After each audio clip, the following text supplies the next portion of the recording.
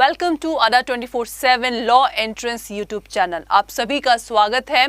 आज हम लोग जो स्पेशल क्लास पढ़ने जा रहे हैं that is types of law. कितने तरह के लॉ होते हैं, क्योंकि we are the citizen of India, हमें हर एक नागरिक को जानने का हक है कि कौन कौन से लॉज होते हैं। बिकॉज जो भी मान लीजिए लॉ कर रहा है, ये सिर्फ नॉलेज उसके लिए नहीं है। ये जो छोटे छोटे वीडियोस यहाँ पे अडा 24/7 में बनाए जा रहे हैं, that will give benefit to the all person. Okay, now the types of law in India. First of all इस डायग्राम को ध्यान से देखिए, क्योंकि इसी डायग्राम में आपके पूरे टाइप्स ऑफ लॉ गिवन है। अगर इसको समझ लिया मतलब हम लोगों ने अपने नेशन के लॉ को एग्जैक्टली जान लिया। ठीक है, तो देखिए सबसे पहला जो लॉ है, लॉ कहते किसे हैं? लॉ इज सिंपली, जो मेरा फर्स्ट वीडियो था आप सब ने देखा होगा, law is nothing but a common sense. In legal definition law is simply a rules and regulation which is made for the society and which is governed by the government. That is a simple definition. Good afternoon Nikhil. देखिए अब ये जो law है basically दो part में divide है। The first one is international law and the second one is national law. पहले इन दोनों को समझेंगे कि इसका क्या मतलब है। देखिए अगर मैं बात करूं इंटरनेशनल लॉ की, तो इंटरनेशनल लॉ का मतलब होता है कंट्री वर्सेस कंट्री। सी क्या है? That is country. अगर इंडिया और चाइना में अगर डिस्प्यूट होता है, लड़ाई होती है, तो कौन सा लॉ अप्लाई होगा? इंडिया बोलेगा मैं अपना लॉ अप्लाई करूंगा, चाइना बोलेगा मैं अपना अप्लाई करूंगा लॉ। तो इससे अच्छा आप लोग का ये जो इंटरनेशनल लॉ बना है that will apply to the country dispute. So that is called international law. समझ में आ गया आपको? So international law basically two part में डिवाइड है। अभी आपको इंटरनेशनल लॉ पे ध्यान नहीं देना है, अभी आपको ध्यान देना है नेशनल लॉ पे। अब हम बात करते हैं नेशनल लॉ की। देखिए नेशनल लॉ क्या है, किस वर्ड से बना है निखिल? नेशनल बता सकते हैं कि नेशनल वर्ड किस चीज से बना है? बताइए। Just apply your common sense. That is very simple. National word किससे बना है? हाँ जी, नेशनल लॉ सिंपली बना है नेशन से। तो आप लोगों को क्या करना है? नेशनल लॉ का सिंपली मतलब होता है किसी भी कंट्री का नेशनल लॉ जानना। That is called national. Excellent Nikhil. So national law आपका basically that is apply to the particular country. और जितना भी अर्थ में, अर्थ हम लोग का प्लैनेट है, जितने भी इसमें कंट्रीज हैं, हर एक कंट्रीज के अपने अपने नेशनल लॉज होते हैं। ठीक है, और अब हम किसकी बात कर रहे हैं? इंडिया के नेशनल लॉ की। तो ये बेसिकली आपका दो में डिवाइड है। The first one is public law and the second one is private law. जो आपका हेडिंग था ना types of law, so that heading is basically this national law portion. तो अभी आप सिर्फ डायग्राम को देखिए, फिर एक एक को हम पूरा अच्छे से समझेंगे। The national law is divided into the public and the private law. Public का मतलब क्या है? जैसे हम लोग स्कूल में जब असेंबली में खड़े होते थे तो कई सारे बच्चे होते थे जो कि असेंबली करते थे। तो हम इस चीज को देख के क्या बोल सकते हैं? That is a public. मतलब जहां एक से ज्यादा लोग होते हैं उसको बोला जाता है पब्लिक। और प्राइवेट का मतलब क्या होता है? प्राइवेट मतलब सिंगल। जैसे मेरा मोबाइल है, आप मेरे मोबाइल को चेक नहीं कर सकते क्योंकि ये मेरा प्राइवेट मोबाइल है।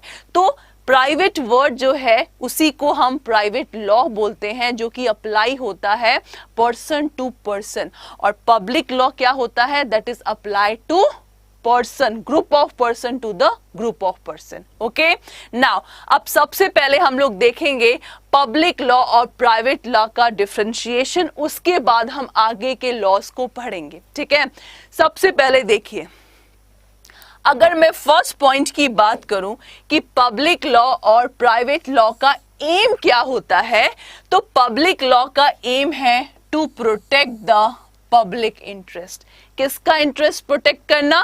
ग्रुप ऑफ पीपल का इंटरेस्ट प्रोटेक्ट करना, that is the aim of public law. और इसी का अपोजिट क्या होगा? Private law, that it protect the interest of the private person. Got it? पहला डेफिनेशन आपको समझ में आ गया, एम क्या है दोनों का। नाउ नेक्स्ट थिंग, अब पार्टीज कौन कौन सी होती हैं पब्लिक और प्राइवेट में? पार्टीज का मतलब होता है, मान लीजिए कोई भी डिस्प्यूट आता है तो डिस्प्यूट हमेशा दो पार्टी के बीच आता है, तो दोनों पार्टी का क्या नाम होगा? किस किस के बीच डिस्प्यूट होगा? तो अगर मैं पब्लिक लॉ की बात करूं तो पब्लिक लॉ में बेसिकली एक पार्टी होता है इंडिविजुअल और दूसरा पार्टी होता है स्टेट।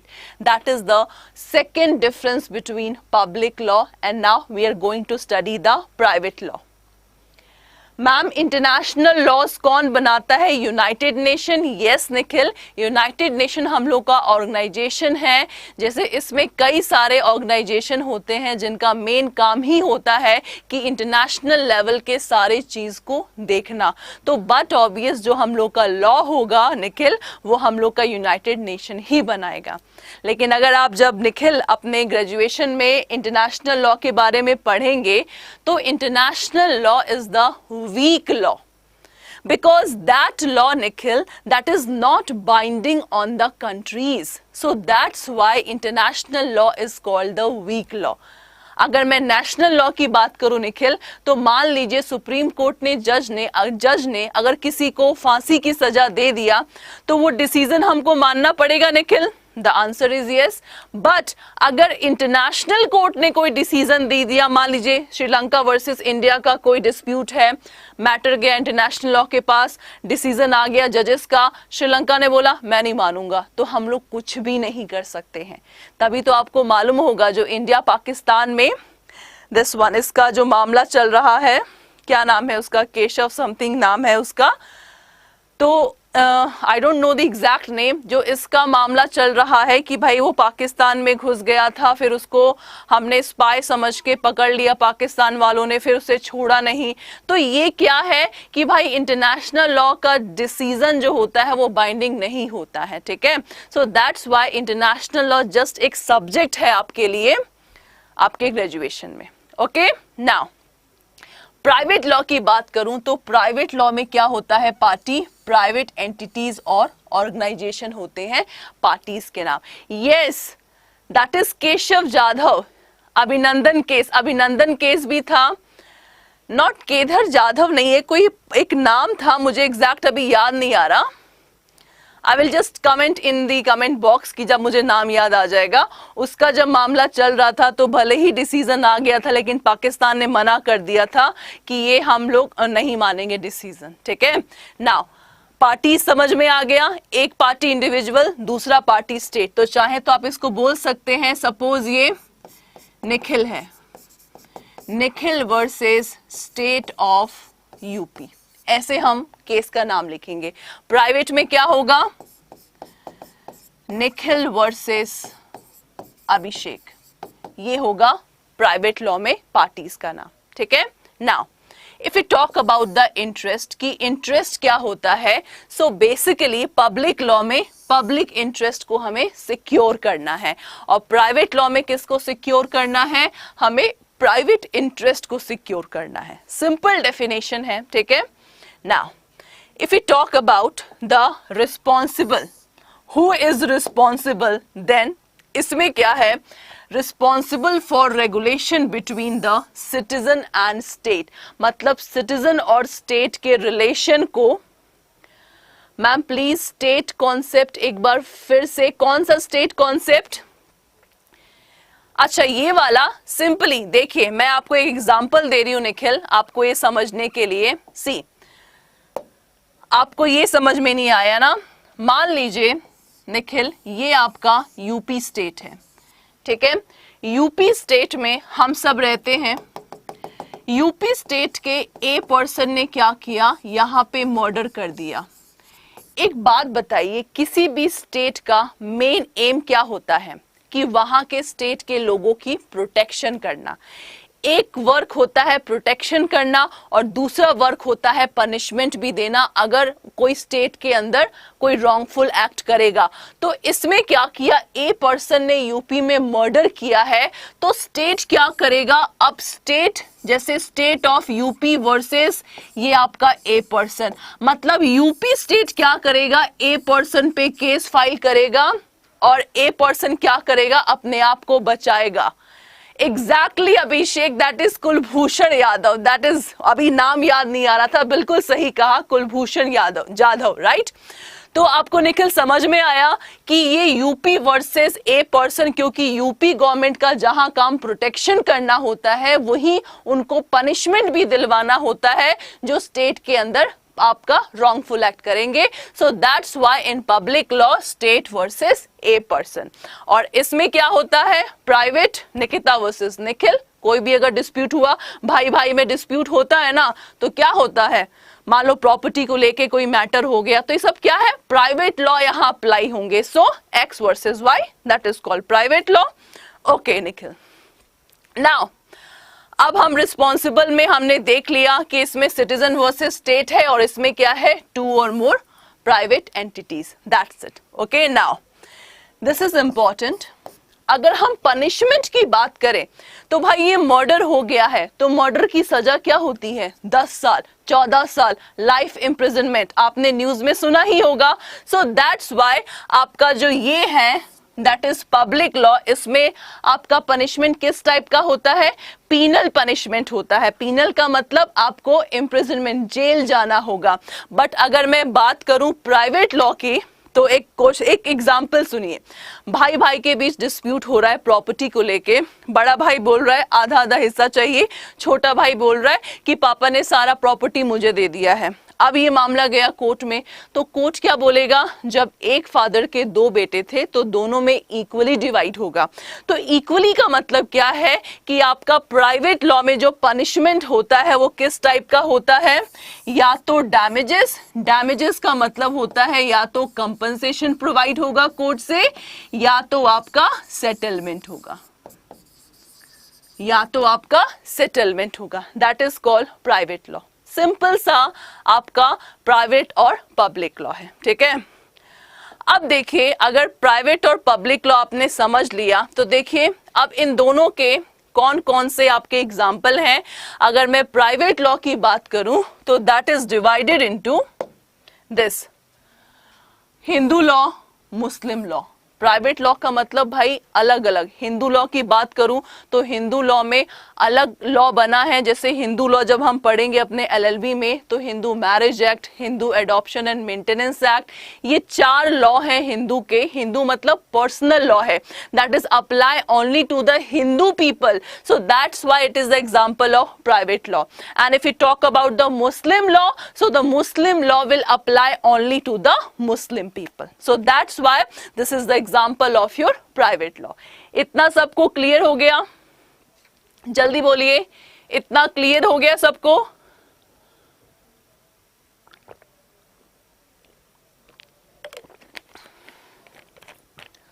नाउ पब्लिक लॉ का क्या एग्जाम्पल है? Public law is important. Public law के एग्जाम्पल है administrative law, criminal law, civil law. ध्यान से सुनिएगा, एडमिनिस्ट्रेटिव लॉ का सिंपली मतलब क्या है, ऐसा लॉ जो कि सिंपली गवर्नमेंट को डील करता है, that is called administrative law, ठीक है। ये भी आपका सेमेस्टर का पार्ट है। मैम सेकुलर कंट्री में हिंदू मुस्लिम अलग अलग क्यों हैं? देखिए, आपने निखिल क्वेश्चन पूछा तो थोड़ा सा ये लीक से हट के है, बट मैं आपको बता देती हूँ। इंडिया क्या है, जैसे हम लोग के प्रियम्बल में लिखा है India is a secular country, okay. But ये जो सेकुलर वर्ड है ये कहीं बाइंडिंग नहीं है कि भाई हर एक पर्टिकुलर कंट्री को होना ही होना है, मतलब सबको एक जैसा लॉ फॉलो करना ही करना है, that is not a compulsory law. अगर मैं बात करूं सेकुलर की तो आपने निखिल यूसीसी सुना होगा, that is uniform civil code. इसका मतलब क्या है? यूनिफॉर्म सिविल कोड का मतलब है one nation one law, one nation one law. But ये जो हम लोग का लॉ है that is not a mandatory law, that is not a compulsory law.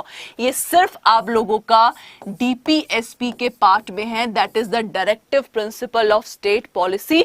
मतलब ये सिर्फ डायरेक्शंस है जो कि हर एक स्टेट को फॉलो करना है। These are not the compulsory law which all state have to follow.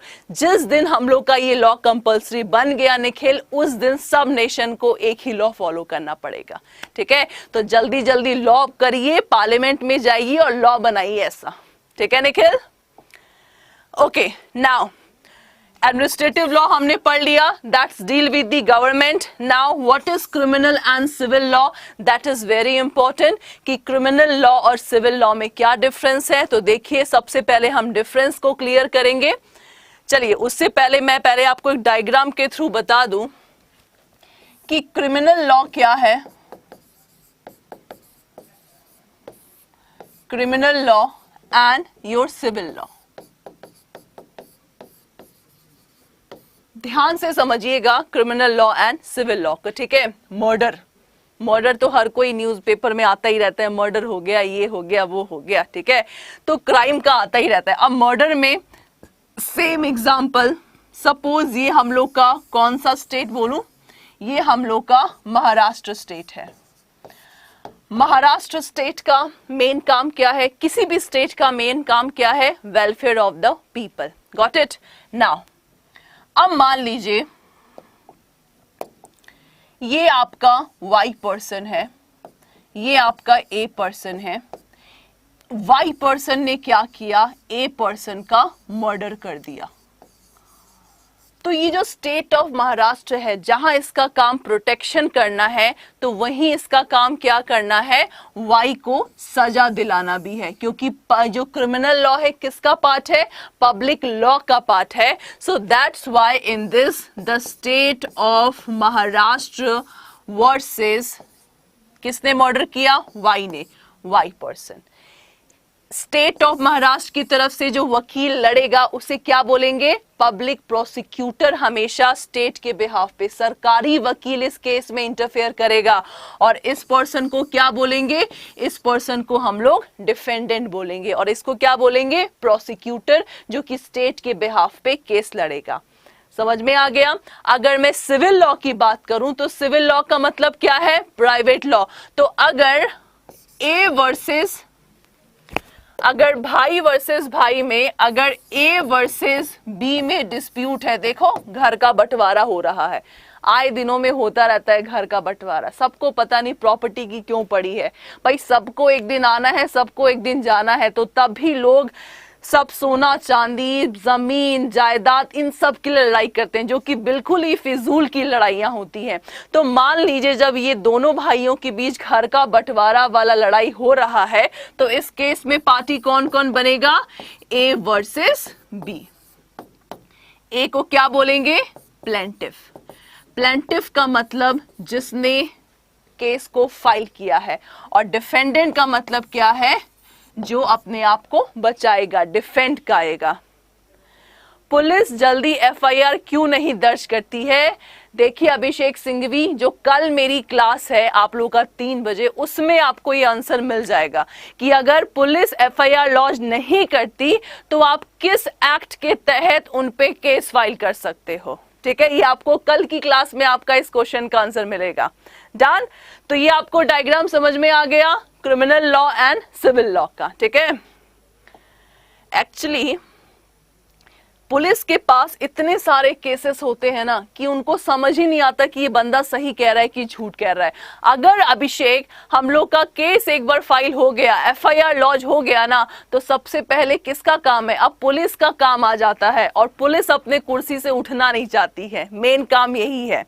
ठीक है अभिषेक, अगर आपने एफआईआर लॉन्च कर दिया तो पुलिस भाई तैनात हो जाएगी, पुलिस अब इन्वेस्टिगेशन करेगी, पुलिस को 24 घंटे में पूरा चार्जशीट पेश करना होता है, तो अब सारा काम पुलिस का हो जाता है एफआईआर के बाद।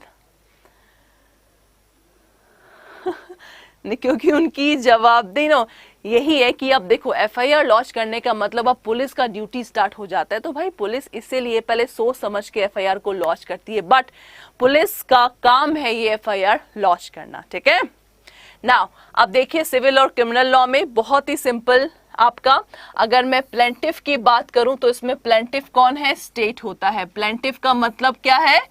जो केस फाइल करता है, जो केस फाइल करता है, दैट इज कॉल्ड प्लेंटिफ। और इसमें सिविल लॉ में कौन है? सिविल लॉ में कोई भी पर्सन, प्राइवेट पर्सन आपका ये हो सकता है, दिस वन।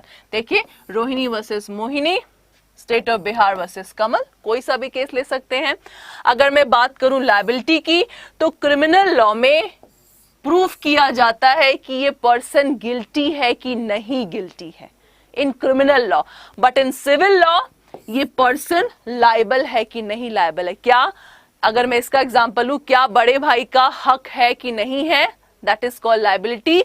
और इसमें क्या इसने मर्डर किया है कि नहीं मर्डर किया है, that is called the criminal law. Got it? Now if you talk about the object, इसका ऑब्जेक्ट क्या है? To punish the wrong doer and protect the society, maintain the law and order. और civil law का क्या है main aim? To protect the right of the individual and make sure that he receive the compensation for the wrong. Please इसको ध्यान से देखिए, that is very important when. पहले मैं पनिशमेंट की बात कर दूं, उसके बाद मैं बैकबोन को समझाऊंगी, because that is very important. Punishment में यहाँ प्रिजन, यहाँ पे डैमेजेस। डैमेजेस का मतलब क्या है? Monetary compensation. नाउ अब जो इंपॉर्टेंट थिंग आपका बच गया है, that is the backbone.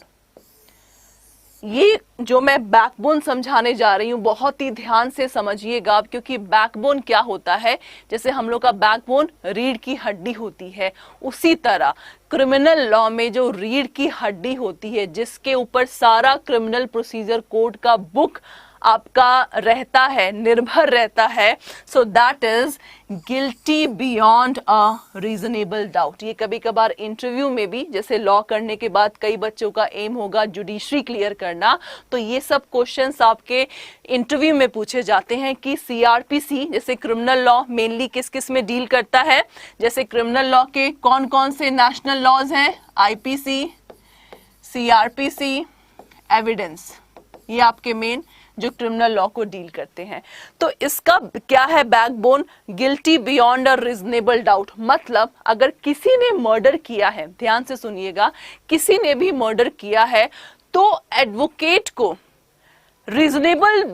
Reasonable doubt के बियॉन्ड तक प्रूफ करना है कि हाँ इसी ने मर्डर किया है। मतलब सारे एविडेंस उसके मतलब अगेंस्ट में होने चाहिए कि हाँ इस पर्टिकुलर पर्सन ने इस एविडेंस के तहत ये प्रूफ हो जाता है कि इसने मर्डर किया है। मतलब कोई भी एक पर्सन गुंजाइश नहीं रहनी चाहिए कि इसने मर्डर नहीं किया है। एक आपने कहावत सुना होगा, 100 गुनेगार छूट जाए बट एक बेगुनाह को सजा नहीं होनी चाहिए। ये जो वर्डिंग है ना, इसी को देख के बनाया गया है, ठीक है। तो guilty beyond reasonable doubt proof होना चाहिए, that is the backbone of criminal law. और सिविल लॉ में क्या है? प्रिपोंडरेंस ऑफ डाउट एविडेंस। इसका क्या मतलब है? सिविल लॉ में जब भी कोई केस जाता है तो बहुत सारे टेक्निकलिटीज होती हैं जिसे कि फुलफिल करना होता है। जैसे सिविल लॉ में कोई भी मैटर हो, मान लो जमीन का मामला हो, तो सबसे पहले प्रूफ करना पड़ेगा। मान लीजिए भाई भाई गए कोर्ट में, गए मामला गया कोर्ट में, तो सबसे पहले प्रूफ करना पड़ेगा जमीन किसकी है। मतलब केस को डायरेक्टली नहीं सुना जाएगा, सबसे पहले प्रूफ करो जमीन किसकी है। दूसरा, सिविल कोर्ट के किस कोर्ट में जाएगा इसको प्रूफ करो, तब जाके अपोजिट पार्टी को बुलावा दो, उसके बाद आपका सुनवाई होगा। तो आपका सिविल लॉ बहुत ही लंबा खासा चलता है। So that is called preponderance of doubt evidence. कोई डाउट ना रह जाए, इसीलिए सारा प्रोसेस चलेगा, तब जाके सिविल कोर्ट में कोई मामला उठेगा। तो क्या लिखा है? The plaintiff satisfy the burden of proof by offering evidence that demonstrate their claims have to greater than 50% of chance to be true. मतलब जो प्लेंटिफ केस फाइल कर रहा है उसको पहले 50% से ज्यादा ये प्रूफ करना पड़ेगा, हाँ मेरा मामला इस सिविल कोर्ट में आ रहा है। That is called civil law. ठीक है। तो होप सो आप लोग को आज का क्लास बहुत ही अच्छे से समझ में आया होगा, सिविल एंड क्रिमिनल लॉ। तो ऐसे ही अगर आपको छोटी छोटी जानकारियां चाहिए तो हमेशा 3 बजे मिलिए और अडा 27 लॉ एंट्रेंस के यूट्यूब चैनल को सब्सक्राइब और लाइक करिए। Any question? बिल्कुल निखिल, ये आपका चैनल जुडिशरी का भी तैयारी करवाएगा, बट अभी हम लोग का मेन फोकस है लॉ एंट्रेंस का। जैसे ही लॉ एंट्रेंस शुरू हो जाएगा हम लोग का नेक्स्ट टारगेट है आपका जुडिशरी। आपको अडा 24/7 सारे लॉ के सब्जेक्ट का एग्जाम तक की तैयारी करवाएगा। Okay Nikhil, any more question regarding this one? So अगर आपको कोई भी क्वेश्चन पूछना है तो कमेंट बॉक्स पे पूछ सकते हैं, या तो इस गूगल फॉर्म को भी फिलअप करके आप लोग पूछ सकते हैं, या तो मेरा ये पर्सनल मेल आईडी है, आप इसमें भी आपने क्वेरीज को पूछ सकते हैं। ठीक है, ओके।